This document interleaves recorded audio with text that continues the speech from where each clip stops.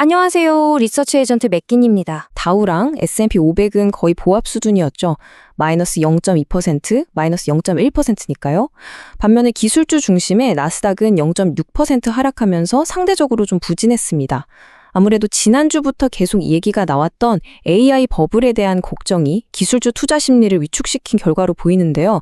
딱 지수만 보면 오늘은 어디에 투자해야 할지 정말 모르겠다 싶은 그런 복합적인 신호가 가득한 날이었습니다.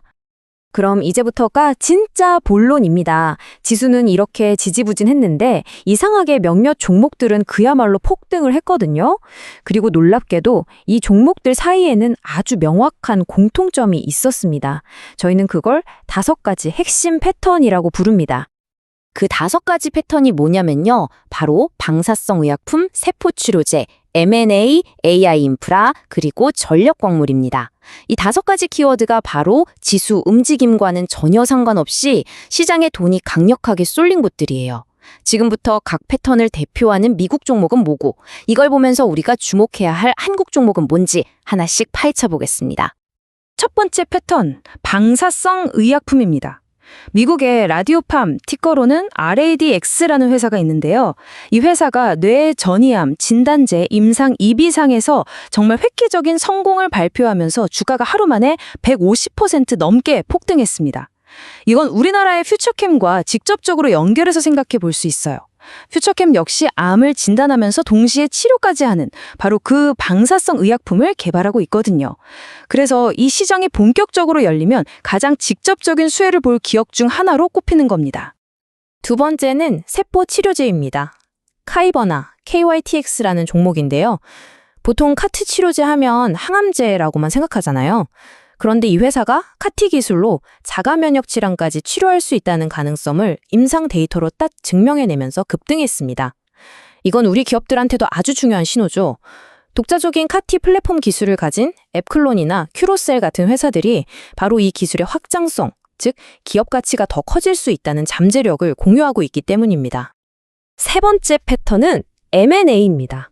이건 아주 직관적이죠. 퀴프스트, QIPT라는 회사는 사모펀드에 팔린다는 소식 하나에 폭등했고요. 해운사인 짐은 인수될 거라는 루머만으로도 주가가 크게 올랐습니다. 이렇게 M&A는 저평가된 기업의 가치를 단숨에 끌어올리는 가장 강력한 이벤트예요. 우리나라에서는 계속해서 매각 이슈가 있는 HMM이라든지 경영권 분쟁이 있는 티웨이 항공 같은 경우가 비슷한 맥락에 있다고 볼 수 있겠습니다. 네 번째, AI 인프라와 전력입니다. 요즘 AI 투자 트렌드가 좀 바뀌고 있어요. 예전엔 엔비디아 같은 반도체 칩에 집중됐다면 이제는 데이터 센터나 전력망 같은 눈에 보이는 물리적 인프라로 돈이 옮겨가고 있습니다. 3위 네트워크가 데이터 센터 수주 소식에 급등한 게 바로 그 증거죠. AI 데이터 센터는 말 그대로 전기 먹는 하마거든요. 그렇기 때문에 이 엄청난 전기를 안정적으로 공급해 줄 수 있는 LS 일렉트릭이나 HD 현대 일렉트릭 같은 기업들의 중요성이 앞으로 더 커질 수밖에 없습니다. 자, 마지막 5번째 패턴은 전략광물입니다. 요즘 미국과 중국 갈등이 심해지면서 공급망 안보, 이게 정말 줄로한 화두가 됐죠.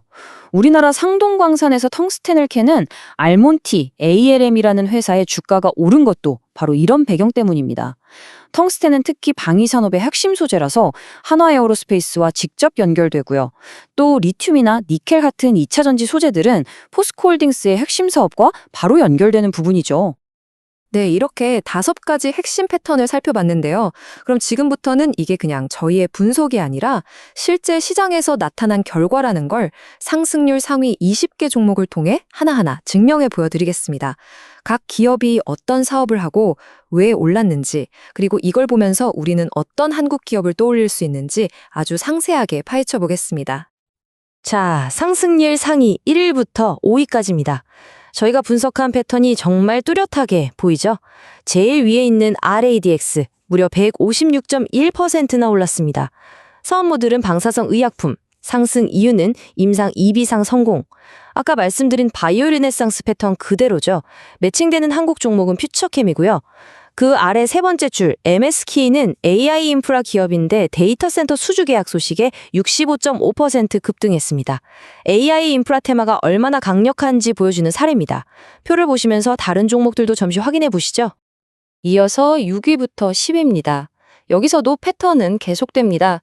6위 QIPT, 의료기기 회사인데 사모펀드에 인수된다는 소식에 34% 넘게 올랐습니다. 전형적인 M&A 테마죠. 8위 IMNM도 눈에 띄는데요. 항암제 임상 3상 성공 소식으로 22% 상승했습니다. 확실한 기술력이 결국 기업 가치로 인정받는다는 걸 다시 한번 보여준 사례입니다. 이런 흐름은 우리나라의 아이센스나 알테오젠 같은 기술 기반 기업들에도 시사하는 바가 아주 큽니다. 자, 11위부터 15위 목록에서는 특히 더 직접적인 연결고리가 보입니다. 표에서 12위 ARTB 보이시죠? NK 세포치료제 기업인데 이 회사의 주가 상승은 우리나라의 GC셀과 아주 직접적인 관련이 있습니다. 왜냐하면 ARTB가 사용하는 핵심 원천 기술을 바로 GC셀이 라이센스 아웃, 즉 기술 수출을 했기 때문입니다. 이렇게 미국 시장의 어떤 종목이 움직일 때 그게 우리 기업 가치에 직접 영향을 주는 이런 사례들을 잘 찾아내는 게 중요합니다. 드디어 마지막 16위부터 20위까지입니다. 여기서도 다양한 테마가 확인되는데요. 16위 EVCM은 기존의 서비스형 소프트웨어, 즉 SaaS 사업에 AI를 성공적으로 접목하면서 좋은 평가를 받았습니다. 우리나라의 더존 비지원과 비슷한 길을 가고 있죠. 또 19위 SVM은 은광산 회사인데 은 가격이 오르면서 주가도 같이 올랐습니다.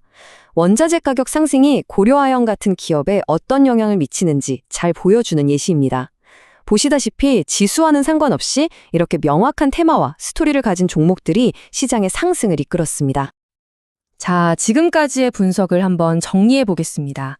12월 15일 복잡해 보였던 미국 시장이 우리에게 던지는 메시지를 딱 4가지 핵심 키워드로 요약해 드릴 수 있겠습니다. 첫째, 바이오 르네상스입니다.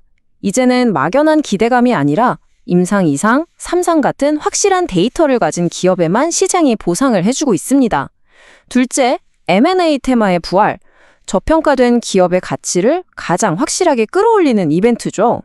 셋째, AI 수혜주가 집에서 데이터 센터, 전력 같은 실질적인 인프라로 번져 나가고 있다는 점, 그리고 마지막으로 미중 갈등 같은 지정학적 리스크가 자원안보라는 새로운 투자 테마를 만들어내고 있다는 겁니다. 오늘 우리는 시장의 표면 아래에서 꿈틀거리고 있는 4가지의 거대한 흐름을 확인했습니다. 바이오, M&A, AI 인프라, 그리고 자원안보. 여러분은 이 4가지 키워드 중에서 앞으로 2026년 시장을 주도할 가장 강력한 테마는 과연 무엇이라고 생각하시나요? 마지막으로 오늘 내용과 관련해서 중요한 안내사항을 한 가지 말씀드리고 마무리하겠습니다. 오늘 전해드린 분석 내용은 투자를 위한 정보 제공을 목적으로 만들어졌습니다. 특정 종목에 대한 매수나 매도를 추천하는 것이 아니라는 점을 분명히 말씀드립니다.